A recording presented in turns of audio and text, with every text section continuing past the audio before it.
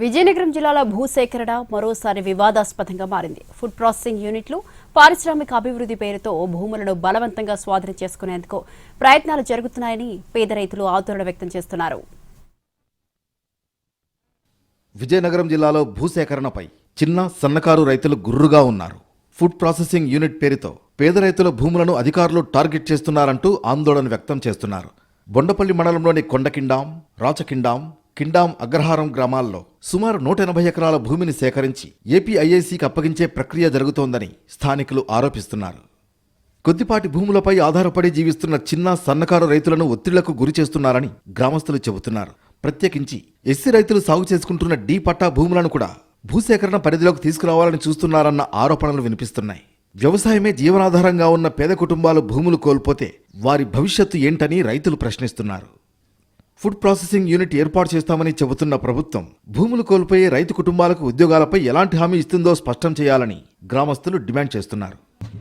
మాకు ఎంత రేటు ఇచ్చినా అదే బతుకండి, మేమైతే ఇవ్వమండి. 100 సంవత్సరాలు బట్టి మా తాతల నుంచి మాకు అది ఉంది.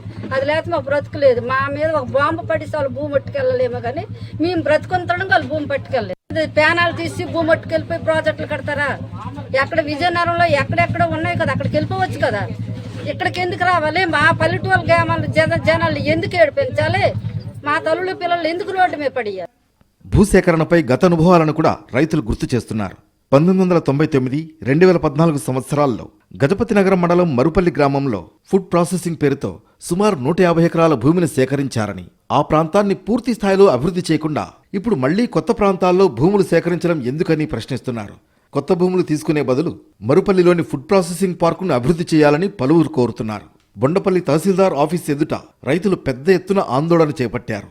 ఎట్టి పరిస్థితుల్లోనూ భూములు ఇచ్చేది లేదని చెబుతున్నారు. ఇది వారసత్వంగా కొంతమందికి కొనుగోలుగా వచ్చిన సుమారు చాలా ఎన్నో వందల ఎకరాలు ఉండొచ్చు. అయితే ఈ యొక్క ల్యాండ్లకు వాళ్ళు కూడా, ఈ యొక్క భూములకు కూడా వాళ్ళు దాని మీద బతుకుతారు వాళ్ళకి కూడా. సో వాళ్ళెవరు కూడా ఇవ్వననే చెప్పేసి అంటున్నారు.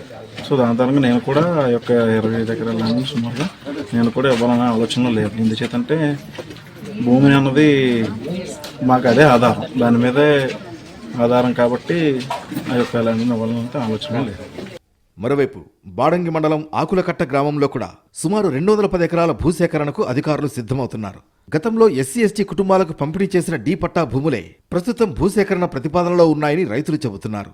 ఈ భూములపైనే మామిడి, జీడి తోటలు సాగు చేస్తూ తరతరాలుగా జీవిస్తున్నామని చెబుతున్నారు.